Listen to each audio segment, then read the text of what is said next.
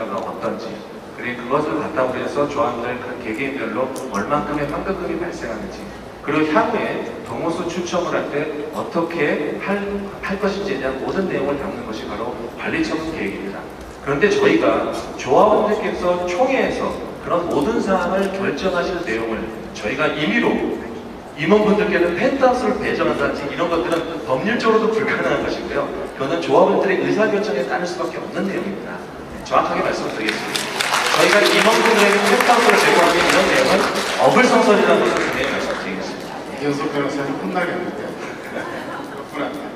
그 다음에 이제 권리가액 산정 방법에 관해서 지금 이제 32평형에 비해서 40평이나 60평 소유자들이 불이익을 보고 있다는 이제 불만들이 있고, 이제 반포 주공 아파트에 비해서 현대아파트 소유자들이 불만을 가지고 있는 경우가 있습니다. 그거는 이제 거래가 빈번하는 경우에 이제 저희가 감정 방법으로서 권리가액을 평가할 때 거래사례 비교법을 적용을 하게 되면 거래가 빈번한 쪽은 아무래도 가격이 올라가니까 좀 유리해지고 그런 면이 있거든요. 그래서 만약에 그 기사가 시공사로 선정이 되면 그런 부분에 대한 권리가의 어떤 불균형이라든지 그런 거에 대해서는 어떻게 조정하시고 어떻게 하실 것인지 계획이 있으시면 좀 말씀을 해주셨으면 좋겠습니다. 네, 조합원님께서 많이 또 민감해 하시는 부분 중에 하나로 알고 있습니다. 그러나 조합원님들의 종전 자산에 대한 감정평가는 이렇게 보신 바와 같이 국가에서 인정된 감정평가사의 고유의 업무이기 때문에 이 감정평가를 하는 어떤 방법이 지금 뭐 거래 시세 기준이냐 아니면 국가에서 제시한 개별 공시지가 기준이냐 이런 부분을 모두 감안을 해서 그래서 2개 업체 이상이 가격을 낸 거를 산술평균값으로 정해서 조합원에게 알려드리는 걸로 알고 있습니다. 그래서 이 부분은 사실 조합이나 시공사가 관여할 부분은 아니고 종전자산 감정평가에 대한 부분은 감정평가사의 고유의 업무인 것을 제가 말씀을 확실하게 드리겠습니다. 그래서 이 부분은 좀 조합원님께서 좀 우려가 되실 수 있는데요. 분명히 아마 객관적으로 공정하게 평가가 될 것으로 저희는 믿습니다. 조금 빨리 좀 말씀하자면 좀 독촉을 해가지고 국공유지 문제도 아까 그 GS에 물어봤으니까 똑같이 물어볼게요. 저희 그 섭지군에 LH 소유 땅이 있는 건 알고 계시잖아요. 네, 알고 있습니다. 그리고 그 땅이 뭐 저희 1, 2, 4주구만 가지고 있는 게 아니라 3주구도 공유지구도 있고 또 1, 2, 4 주군에도 면적이 공유 면적이 좀 다릅니다. 그래서 자칫하면 그 문제가 이제 저희 재건축 사업의 사업 일정에 발목이 잡힐 수도 있는 건데요. 거기에 대해서 현대는 어떻게 문제를 해결할 것인지 그 점에 대해서 말씀을 해주십시오. 네. 요 설명을 드리기 위해서 그림을 하나 더 보여드리겠습니다. 네, 지금 이거 기존의 지적도 해놨는데요. 지금 이 빨간색으로 표현된 부분이 지금 LH 소유의 땅으로 되어 있고요. 이 중앙의 도로를 기준으로 해서 이 아래쪽은 3주구의 땅이고 이 위쪽은 1, 2, 4주구에 편입되어 있는 LH 소유의 땅입니다. 이 부분은 2000년도 초반에 이미 LH에서 소지 소유권 이전을 하겠다고 약속한 바가 있고요. 조합에서도 이 부분에 대한 금액은 한 2천억 정도 상당하지만 이것은 1, 2, 4주구와 3주구와 어떤 나눠야 되는 혹은 협의가 되야 되는 그런 부분은 전혀 아니고요. 1, 2, 4주구에 대한 부분은 정확하게 6,478평, 3주구에 대해 들어있는 LH 토지는 1,800여 평으로 명확하게 되어 있고요. 그리고 이 부분은 모두 1, 2, 4주로 조합원님께 모두 토지 소유를 이전하는 것으로 되어 있고요. 그래서 이 부분도 조합에서 다 확인을 하시고 지금 협의에 나가고 있고 이 부분의 무상양도에 대한 부분도 어느 정도 마무리가 되는 것으로 알고 있습니다. 그래서 이 부분은 조합에서 크게 걱정 안 하셔도 될 부분이고요. 다만 저희가 선정된 이후에는 당연히 이 부분에 대한 마무리를 저희가 적극적으로 지원을 해서 조합님께서 당초에 계획하셨던 그런 무상양도에 대한 부분이 분명히 확실하게 될 수 있도록 저희가 지원을 맡기지 않겠습니다. 그 부분은 특별히 걱정 안 하셔도 될 것입니다. 저희가 다 확인을 해보도록 하겠습니다. 교육 환경 평가에 대해서 마지막으로 여쭐게요. 저희가 9월 13일에 이제 교평을 통과했는데요. 네.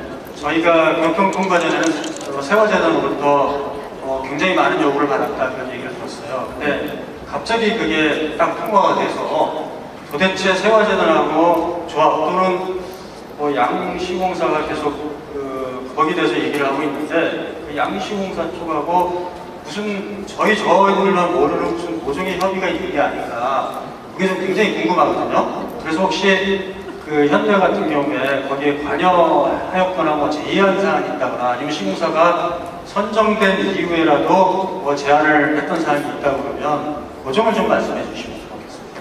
네, 분명한 사실은 간단하게 말씀드리면 저희가 세화여고 재단 측과 별도로 만나서 협의를 했거나 사전에 무슨 합의가 있었거나 그런 건 전혀 없습니다. 저희는 다만 세화여고 재단 측에서 말씀하신 바와 같이 초기에는 많은 비용 부담을 요구하면서 혹시나 사업 시행 인가를 빨리 받아야 되는 우리 조합원들의 바람과는 달리 지연되는 사유가 생길 수도 있다는 걱정하신다는 것을 들어서 저희가 정확하게 이 세화여고 재단 측과의 협의는 어떠한 비용이 들더라도 신속하게 마무리하시고 사업 시행 인가 빨리 받으시고 재건축 초과이익 환수를 피하실 수 있도록 저희가 그 비용에 대해서 현대가 책임지겠다고 말씀을 드려왔던 거고요.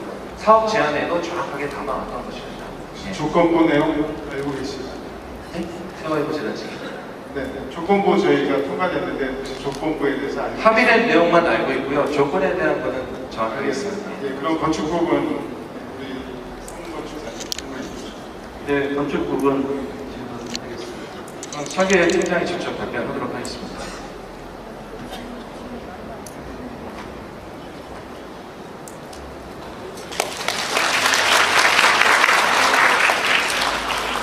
우선 그 단지 주변 교통 문제부터 질문하겠습니다. 저희가 세대 수가 약 5,400세대로 증가하고 한 세대당 약 2.5대 주차를 하면 저희 단지가 단지만 약 13,000대, 주변까지 하면 약 2만여 대의 차량이 현재 기존 도로로 다녀야 됩니다. 기존 도로 지금 수도권 가는 길이나 고속 버스터미널 가는 길, 또 가는 길이 다 막히는데 이에 대한 대책을 혹시 가지고 계시죠? 네, 가지고 있습니다. 순서 좀 맞춰주시겠습니까?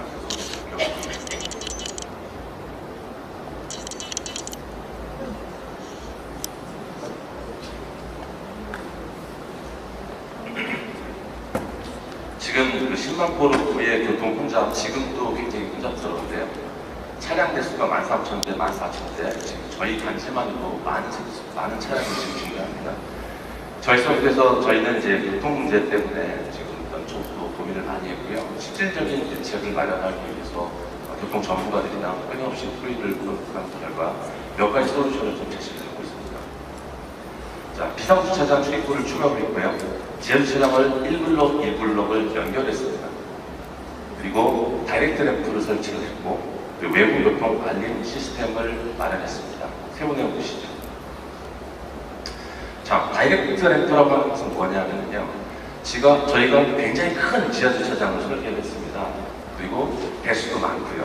그렇기 때문에 차량 진출입로 근처에 바로 지하 1층은 바로 들어가고 레벨을 올려서 지하 2층, 지하 3층까지 바로 내려갈 수 있는 램프를 출입구 각각에 설치한 겁니다. 이는 진입 진출할 때 차량이 지하주차장에서 많이 다니지 않게끔 하는 조치고요.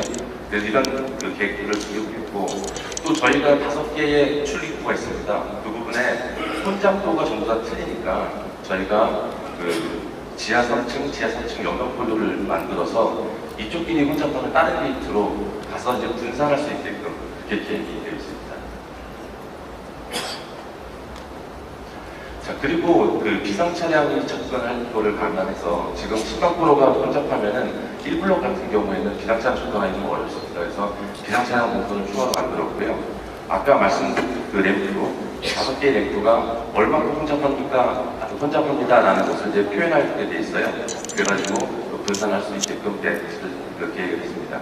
그리고 외부 교통 안내 시스템도 마련했고 타협과 연결을 했습니다. 출입구 쪽에 이런 내용들을 전광판으로 표시를 하게 됐고요. 그리고 내부 주차 지원 시스템을 마련해 보았습니다. 예, 두 번째 질문 드리겠습니다. 비서에서는 지금 이제 대안 설계를 여러 가지로 제안을 하고 있는데요. 이 제안 설계 부분이 인허가 과정상 어느 부분까지로 한정돼서 제안 설계를 하고 계신지 말씀해 주시기 바랍니다. 지금 이를테면 나중에 질문이 나오겠습니다만 골든게이트 브리지나 추가 한강 덮개공원 등은 정비계획 변경까지 가는 그러한 것인지 아니면 골든게이트 브리지 같은 것이 설치를 할 수 있을 때 외부의 공공 통행로로 사용하는 조건으로 할 수 있는지, 아니면 우리 단지 주민들이 상호 연결하는 통로로 활용을 할 수 있는지 이런 것 포함해서 인허가 전체 대안 설계 범위와 일정, 그 다음에 특화 설계 중에 문제가 있는 골든게이트 브릿지와 덕계공원 포함해서 같이 말씀해 주시면 고맙겠습니다. 일단은 지금 이 부분에 대해서 좀 매너대 말씀입니다만 상대 설계도 잠시 들어갈 겁니다. 그래서 왜냐하면 이거는 거기서 질문을 해온 거기 때문에 답변자 그런 내용이 좀 포함되는 거 좀 양해를 좀 해주시기 바라겠습니다.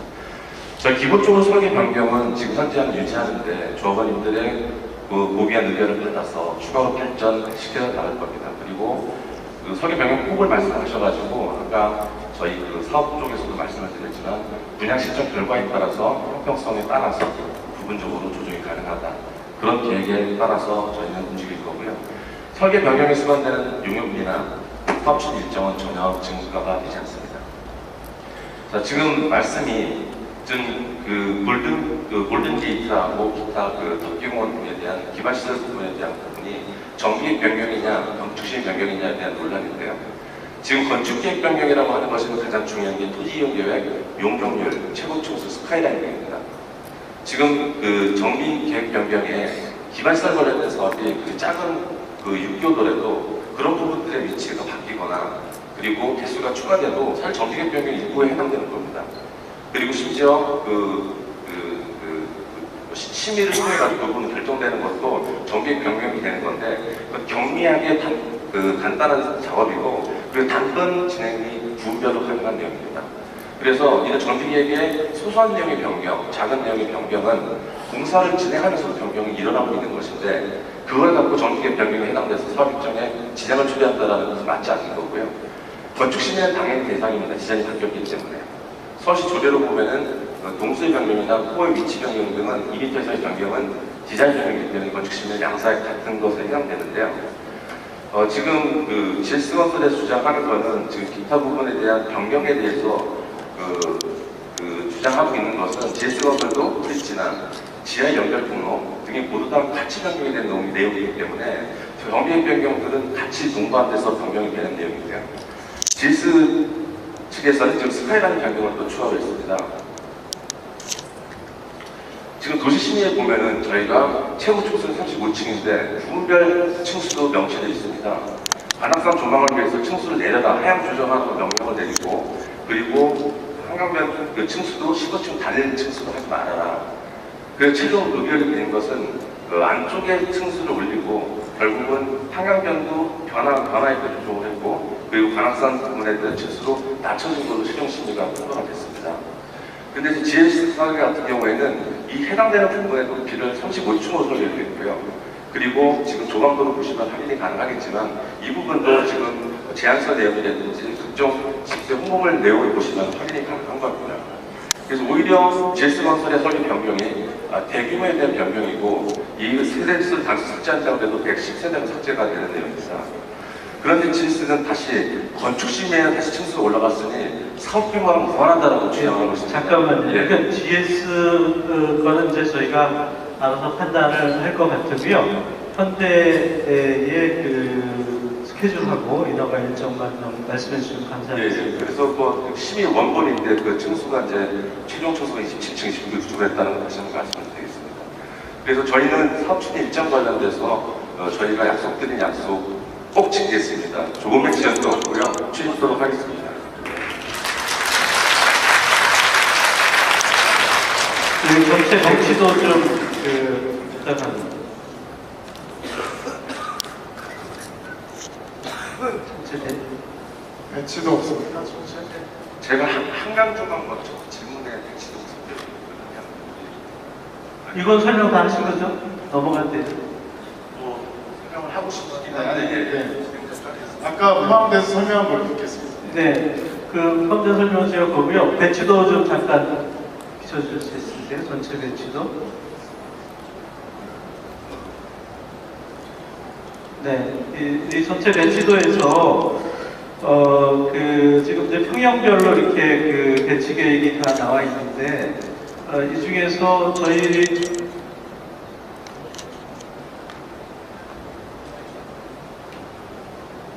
저희가 한 2200여 세대 중에서 이게 5400세대로 변하는데, 각 평형별, 그러니까 32평, 42평, 그다음에 60평 이렇게 평형별로 한강 조망을 우선을 하는 분들도 있고 남양 조망을 우선을 하는 분들도 있습니다. 그래서 이 한강 조망을 저희 전 세대가 다 지난번에 보면 한 3,000세대 받을 수 있다고 이렇게 제안서에 나와 있는데 그것이 실제로 가능하고 그 가능한 것들이 각 평형이 선택을 했을 때 고루 선택을 할 수 있는 가능성이 있는지 아니면 일부 평형에 편중된 배치 형태인지 그 부분을 좀 설명을 해주시기 바랍니다. 지금 한강 뷰가 3,000세대인데 GS 1,500세대인데 이렇게 많을 수가 있느냐 라는 질문으로 좀 이해를 했습니다. 저희는 최적 한강 조망 설계를 했습니다. 지금 저희가 설계를 하면서 프로미스 8, 8가지 약속을 설계를 하겠다라고 얘기해 드렸는데 첫 번째가 한강 조망입니다. 지금 우리 사업 부지를 보면은 천혜의 사업 부지를 가지고 있습니다. 그러니까 동북 방향 그리고 서북 방향의 모두 한강을 길게 바라보는 입지입니다. 이런 입지는 지금 저희 사이트하고요 압구정동에 그런 입지가 있습니다. 그리고 이제 한강의 모양을 보면 W자인데요. 또 다른 굴곡점이 있는 게 하남 쪽에도 그런 모양새가 가지고 있습니다.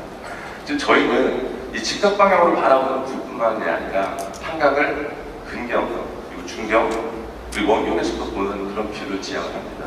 그러니까 한강을 단순 직각 방향으로 보면은 건너편 한강이 보이는데요. 지금 이렇게 오늘처럼 날씨가 좋은 날에는 저 멀리 있는 한강까지도 볼 수가 있습니다. 그리고 가까이 사람 뛰어노는 공원의 모습도 볼 수 있고요. 그래서 저희는 근경, 중경, 원경에 한강을 바라다보는 조망을 지향하면서 설계를 했고요. 말씀드렸다시피 이런 굴곡구에 있는 부지는 이 부지밖에 없습니다. 그래서 그걸 감안해서 설계를 했습니다. 자, 지금 뒤에 박스형 타입이 원안입니다. 여기가 악성 서양세대고 여기가 전면부동이고요. 밑에 보시는 부분이 한강입니다. 제안서에 있는 내용입니다. 저희가 처음에 이 뒤에 있는 뒷열을 40으로 틀어봤어요. 딱 틀어보니까 이 한강 쪽이 오히려 세대수가 증가하고요. 그리고 남양 또한 증가합니다. 그리고 악성 서양세대가 줄어버립니다. 그래서 저는 여기서 더 하면은 더 좋은 효과가 있지 않을까 해서 앞 충혈까지 좀 바꾼 겁니다. 충혈이 바뀌니까 이번에는 한강 조망이 단지 내로 이제 들어가게 되는 거고요. 한강 조망 세대를 더 늘리기 위해서 전면에 한 개 타입을 더 이제 집어넣는 거고요. 그리고 앞에는 테라스 타입을 하고 한강호수 특유의 라인을 잡아서 이 뻗어진 이 물병 모양 사이로도 한강 조망에 더 추가적으로 투입되게끔 계획을 한 겁니다. 자, 그래서 한강 조망을 최대한 만들었다. 그래서 한강 조망이 훨씬 단지 내부터 투입됐다는 것을 그림으로 확인할 수가 있습니다. 자, 지금 한강을 시각 방향으로 본 조망의 모습입니다.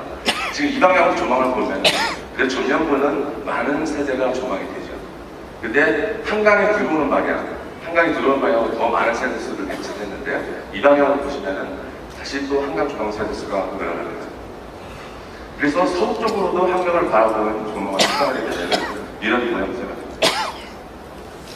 한강 세대가 3,000세대가 많이 되는다라고 했는데요. 자, 1열이 1,489세대고요. 2열은 1,148세대입니다. 그리고 3열, 4열도 한강 조망이 추가가 되는데요. 저희가 3,456세대가 한강이 보인다는 말이 하기에는 양심이 좀 뻔뻔히 들어서 3,000세대 이상이라고 표현했습니다. 그러면은 왜 주동 배치로 이렇게 배치됐냐, 왜 평형을 이렇게 섞었느냐? 저의 원칙은요, 1열 배치, 2열 배치가 34평형, 그리고 46평형, 54평형의 1년 2열 세대수의 총값은 계획된 전체 세대수에서 물어보시겠습니다.